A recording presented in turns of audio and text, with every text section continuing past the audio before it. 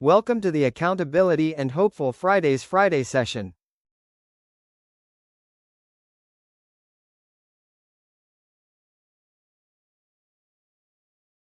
Right. And okay, we're going to talk about the fact that, hey, and Danny updated these numbers. These should be numbers that are updated, per the boss. 83 sessions as of today, 118 guest speakers and counting, a new one every Friday by golly, 427, and that does include Amon that we talked about earlier. And we are, I forget how far over that 3,000 number. Right now, we're just calling it plus. We are 3,000 plus members on LinkedIn. And one of these days, we'll get 300 people in a Friday meeting. That's kind of my personal goal and win threshold. If we get like 10% any given Friday in this call, man, I would be beside myself with joy. That would be awesome. Hey, So Cale, let's yeah. just FYI, we're over that 3,000 number by 1,200. Oh, wow. Okay. Well, okay. Then we need to change that to 4,000 plus, don't we? Okay. Man, thank you. All right. That just made my Friday and a half. Okay. Man, see, okay. Look at that. You were here to hear it, folks. In fact, well, you know what it says right down there, 4530, duh. If I'd read the little interstitial box there, I'd see that. But that's why they don't pay me, because I don't read. All right. But it allows me to be surprised. Okay.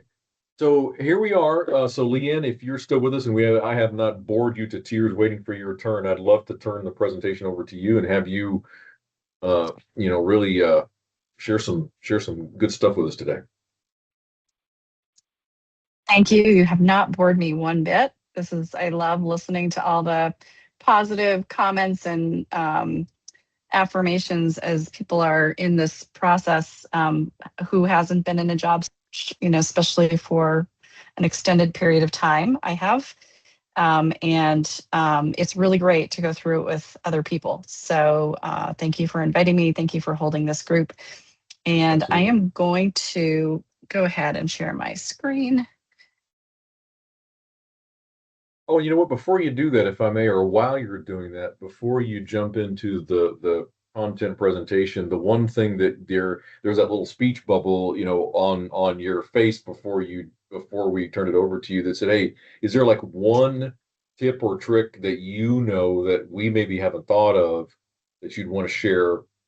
A job search tip or trick that may not be it's not directly related to your content per se. It's just this other little thing that we always open that up and try to see what people come up with. And I neglected to ask you.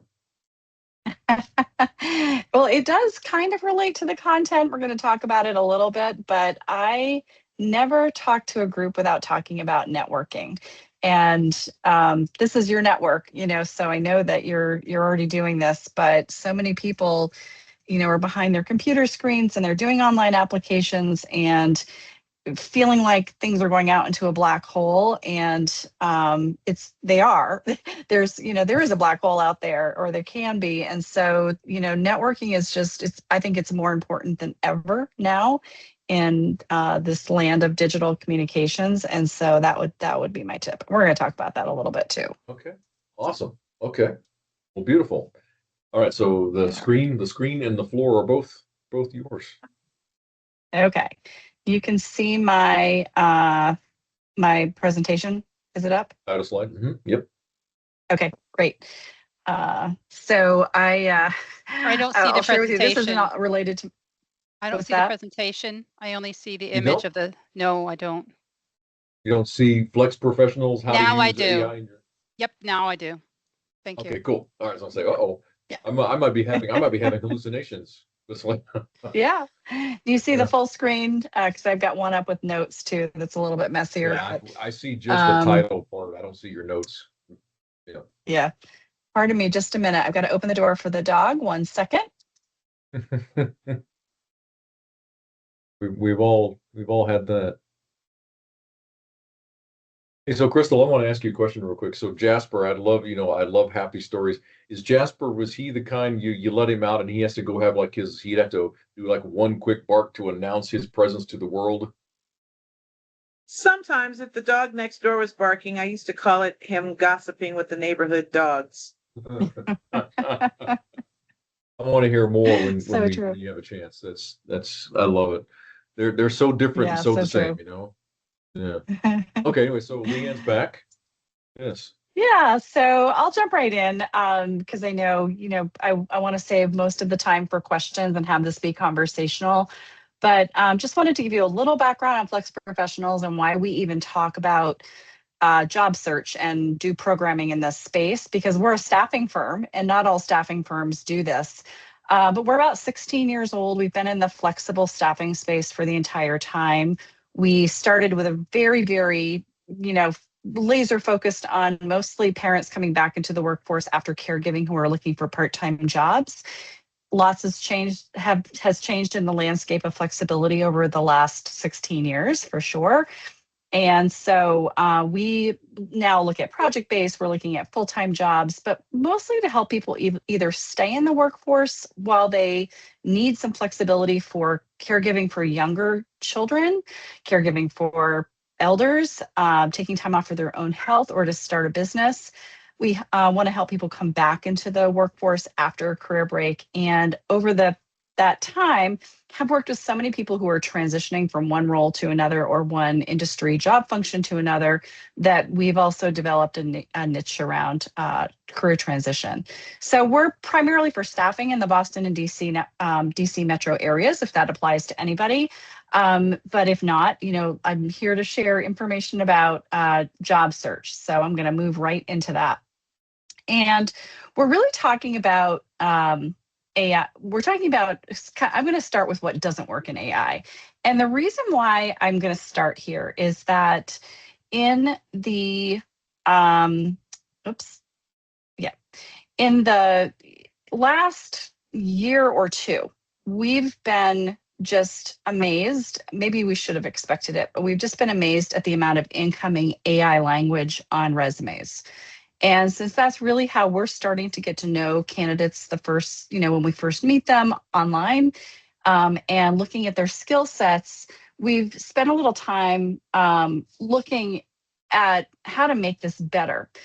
Because as Cale mentioned at the, in the intro, there is a battle happening. It's a tug of war between AI on the hiring side, whether that's in an ATS or LinkedIn algorithm or wherever it may be. Sometimes it's even in the interviews and in the hiring process itself.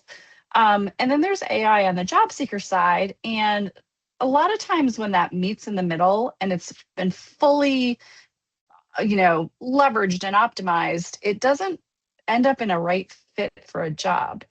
And so we pay really careful and close attention to that. We're a consultative team for our clients who are hiring. And so we're always trying to get to know what is really behind a resume just to begin with. But certainly if it's a highly produced resume, we really want to know what the meat of the experience is so that we're making the right fit, not only for somebody who's hiring, but also for the person who's going into the job, because otherwise you don't want to do this again. It's just kind of a, waste of time as we go around and around. And so I wanted to just show you, this is AI without direction, I call it, of an example, an excerpt from a profile statement of clearly AI, we call it puffery, AI puffery of a results-driven professional, all these business terms, cross-functional teams, strategic initiatives, innovative leadership approaches. The problem is it doesn't tell us anything about the job function. It sounds really great.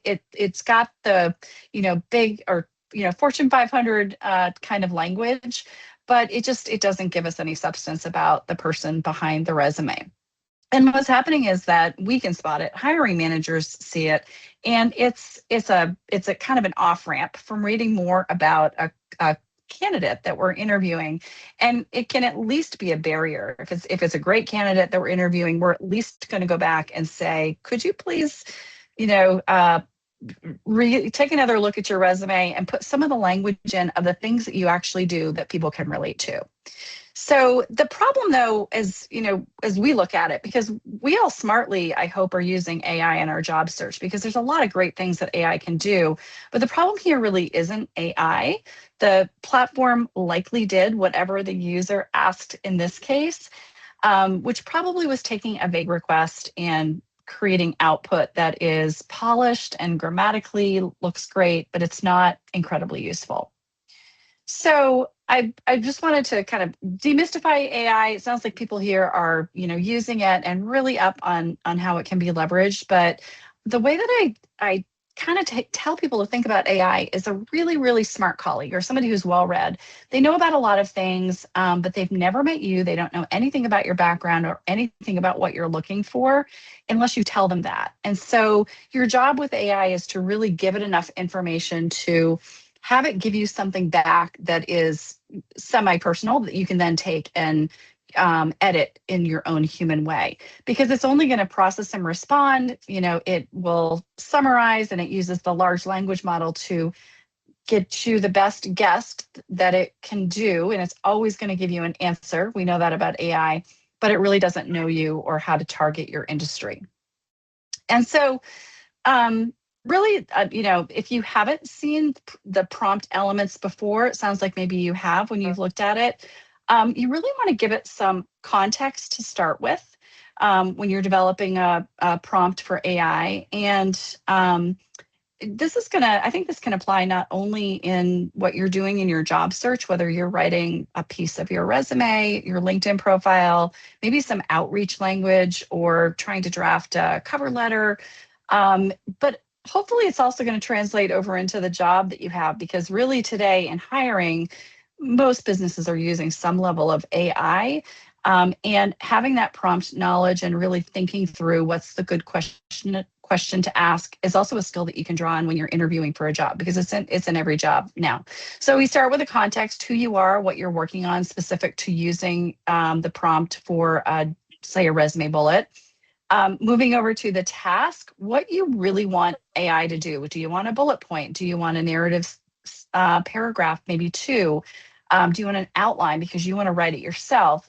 And then giving some kind of raw material. You might be giving it a section of your resume. You might be giving it a job description. It doesn't work as well. I'm sure you've tested this, but LinkedIn is pretty locked to AI. They don't want crawlers coming in and picking up their data. So it doesn't work well just to give it a LinkedIn profile URL, but you give it the content that you want it to work with, and then some guardrails. So you might say something like, I don't want you to use typical AI writing conventions. There are some that even the AI tools know about themselves. If you're writing it in your LinkedIn, you might want it to be in first person. So you want to give it some guardrails of what to do and then what not to do. And so looking at, the difference between a prompt and when you create this, the 4 pillars of the prompt that we just looked at, you can see the difference between something like make this resume bullet better, and you have something that was, might be kind of weak to begin with, responsible for. The output that you see on the left-hand side, manage the organization's social media accounts, engaging content, it's better, but it's not great. It still doesn't really tell us what you did in your job. And those things can be important. And the way that, a recruiter might look at that is, has this person done the type of work that our client who's hiring is looking to do, kind of in the same environment? It might be a small business. Are they strategic, and can they handle execution if it's an example of marketing and social media, for example? So the more flavor, you can give to this, the better. So on the right is the directed prompt. I managed Instagram and LinkedIn for a 200-person nonprofit. So that's our context. My, what's my secret sauce about me is that I grew that Instagram following by 40% over 1 year. Now I'm telling it what I want the AI to do. Write a resume bullet that shows initiative and results. Make it sound like a real person wrote it. So what you're going to get is something that's better. It still is probably not going to be your copy and paste text that you put on your resume, but it's a start. So managing Instagram and LinkedIn and so on through the new prompt that you see on the right. So it's getting you more to the place that you want to go for your human reader. There are still human readers on the other side. I can attest to that. And how I would advise you to get to that 100% is to take that output, that better output, managed Instagram and LinkedIn for that 200-person nonprofit, and then put it in your own words, and add some things that were specific to your role by redesigning content strategy and introducing consistent video, whatever fits you and your bullet point, but is in your words, because that's what you'll be talking to in your interview. And number one, it's going to be in front of you because it's going to be on your resume. So it's a good visual reminder of some of the things to bring up. But you're going to talk about it differently. That's something that is a little bit more generic. So this is the part that a lot of people skip. They get that decent piece back from AI and they just use it. The output's not bad, but it's just not quite yours yet, and just takes a few seconds to get to that part. I want to pause here because I know that we're kind of in the conversational mode. I'm just about through what I'm going to talk about. But anything coming up for anyone that where they've used it and have questions and want to chat about before we move forward? Crystal put her hand up, and then Jean. So I only wanted to say one really quick thing. Leanne, I was listening to you and you said, one of the inputs, the context that you should use can be your LinkedIn profile. And we won't talk about how to do that, but most of you know that you can get your LinkedIn profile from LinkedIn. You can download it. LinkedIn downloads it as a PDF, and most LLMs, not most, all of them will read a PDF as an image file, which consumes more tokens. I am getting ready to drop in the first of 2 plugins that will download your LinkedIn profile as a markdown file or a text file. And the reason why you want to do this and feed that to AI is 2 reasons. One, if you lower token consumption, uploading an MD file will lessen the number of tokens you use. Some LLMs actually limit the number of images you can upload during a single chat session. So this is a bonus there too. The other thing is LinkedIn's own PDF export only exports your top 3 skills. If you really want to feed the AI everything about you or more information about you, you need to feed it more of your skills from your LinkedIn profile. These 2 plugins will pull in your top 10 to 15 skill sets. So that's a good thing. And so I'm going to drop those links in the chat right now. That was all I wanted to say. I'm going to go back on mute. Beautiful. No, thank you for that share. We've got Jean, then we have John, then I think it was Angela. Crystal, you put your hand back up? Did you? I think I have a different problem in that AI seems to really do word stuffing. Like I will have like a sentence or 2-sentence bullet point, and when I want to tailor my resume, all of a sudden all my outcome-based bullet will disappear, become like some kind of word salad in the place of this bullet. So I'm wondering whether you have any insight as to, I even asked AI, don't change the bullet, but it still does. Yeah. Well, first of all, I love your descriptors of word stuffing and word salad. I'm writing those down because I could not agree more, especially word salad. That's very visual. And I know it doesn't answer your question, but thank you for framing it that way. I don't know the ins and outs, and I maybe would turn this back over to Crystal and Cale, because it sounds like you're when you say MD files, you're talking my language. I love that people here are at that level of understanding of AI, because you really can start to get so much out of it. But it can be in the guardrails. AI always wants to give you something, and it thinks it knows what you're asking for. So to John, I would maybe just say, take a look at that prompt and see how you're telling it either to behave or not to behave, other than just don't change the wording of the bullet, because it may view that as conflicting instructions if you're asking for some suggestions on it, but don't change it. So maybe take a look at the prompt. It doesn't sound like it's a context issue. It maybe sounds like it's in those guardrails or what you're asking it to do and how to behave. So one thing that can help you, Jean, I was, instead of me typing it, and if you'll forgive me, Leanne, I'll share it hot off the press, because I saw it came across my desk a couple of days ago. You run into a situation, and this was born of my own frustration, you run into a situation where, yeah, it changes your words completely, and you say, don't change my words, or even said, don't change my words before that, and it did it anyway.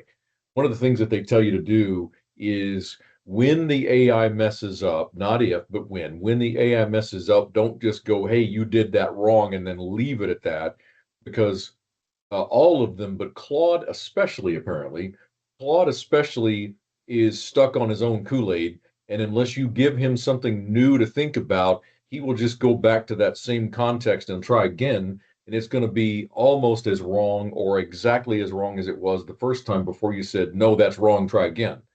You've got to give it that cognitive shift of telling it what right is, right?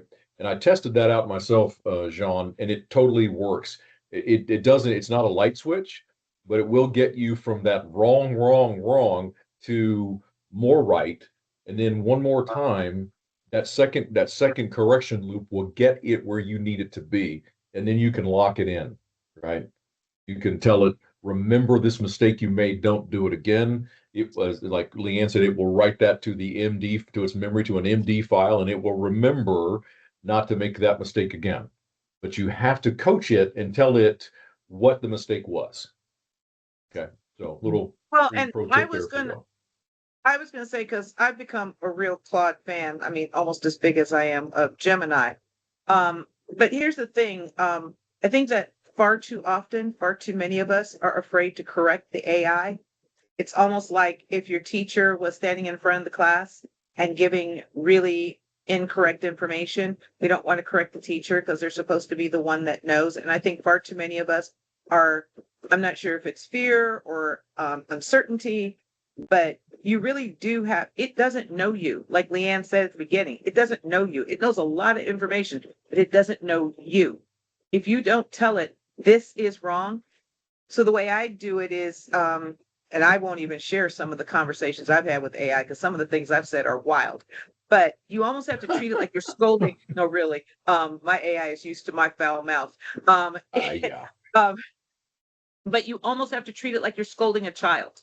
And that's exactly what it is. I mean, a really smart child, but a child nonetheless, because they don't know you. And if you don't say, this is wrong, this is why, you won't get that corrective action happening. If you're sitting there waiting for AI to deliver a miracle and with your hands tied behind your back, you're going to get these kind of word salad kind of responses. Yes. But I'm going to say something, and by now I'm going to sound like a broken record because y'all know what I'm getting ready to say. Your career story banks are the key. Your resume is the highlight reel. You can't know anything about a movie from the preview. You can only just know enough to want to go see it, but it won't tell you what the movie is about. So if you guys remember the movie The Crying Game, remember the secret of the crying game? That wasn't in any of the promos, but they talked about the secret of the crying game because they wanted you to come see the movie. You could not be the promo to the crying game and say you saw the crying game and you knew what the secret was. You had to come to the movie. Your career story banks are the movie. Your resume is just the preview. And I think what I'll do here too, and we've had we've had let's see, Joseph, several of us have also talked about that voice file. And I think you, Leanne, you were alluding to that a bit too when you were talking about how you put your words in, you put your guardrails in.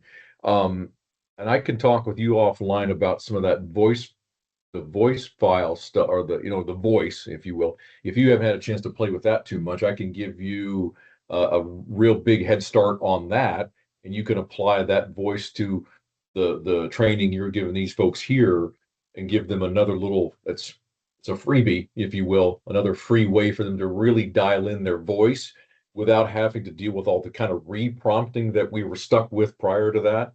Another one of those little MD file deals. So hit me up or hit Crystal up, and we'll put that in your quiver of tricks as well.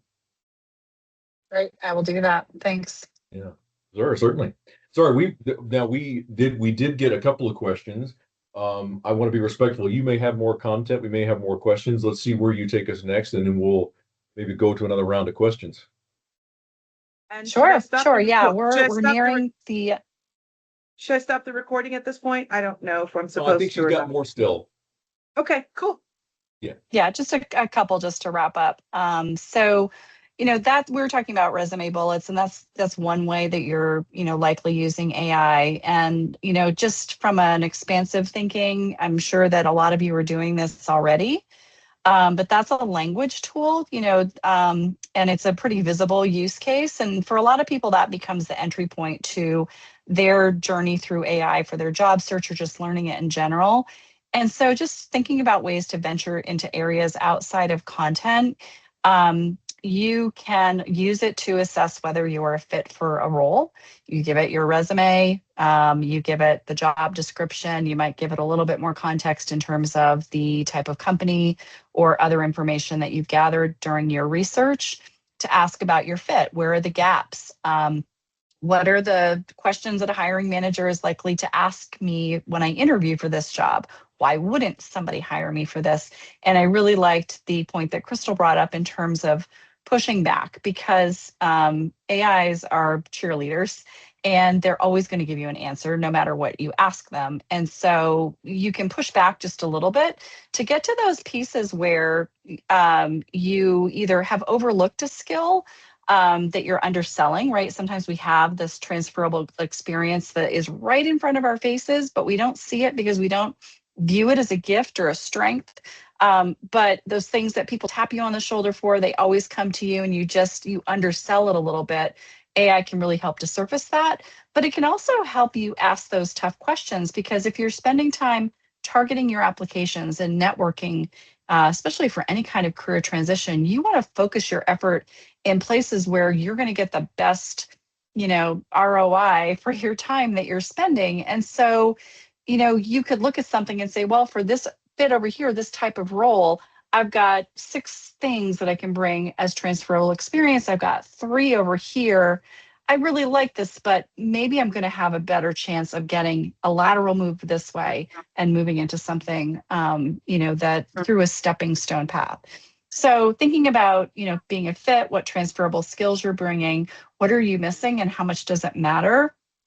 And the kind of things that you should ask before you apply. And so I think AI can be a thought partner in that way. And then looking at it, like came up in the conversation that we just have about what's the honest picture, right? They're useful, but they're not magic. And they definitely have limitations or problems. I mean, I wouldn't even stop at limitations. It will always give you an answer, whether it knows it or not. So scrutinizing the output.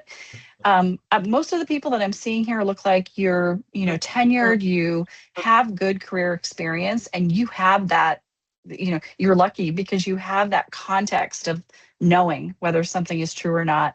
I don't do a lot of work with new college grads or people who are early career, but I have kids in that age group, so I guess I do by default a bit. And they don't have that context, and they have a hard time discerning the AI output reality. And so that's an advantage, but it's not going to verify facts, and it will invent them. Is the cheerleader over honesty. So you really want to push back, and it ages. So platforms change rather. If you're on Claude, that there's been this Fable 5's on, Fable 5's off, Fable 5 is on again. So the versions keep changing, and as such, the output will change. So if you've done something and you're looking at it thinking, well, I asked it that once, you might try it again, because sometimes the updates can change what the output is, and it's never going to replace that human connection. We talked at the beginning about the one point about networking. I look at AI and job search, and I hope you do too, as a tool in your toolkit. And it's your tool to better your LinkedIn profile, better your resume, maybe help you draft or proofread or grammar check a letter, a cover letter, a thank you note, whatever you're writing. But it's not the human connection that happens when you're networking, when you're in an interview, and when you're in a job. At a staffing, in the staffing context, it is painful for us, and we really, really try not to do it, to have a mismatch between somebody who applies and the job, because it's just not good for anybody. It's, it's kind of disappointing. It's really incredibly disappointing to the person who is in a job that they really don't know how to do. And it's frustrating to the hiring organization. So that human connection and really talking about the work so that you can decide whether this job is right for you as much as the company can decide whether it's right for them is so super important. And then lastly, we're going to go right over to questions.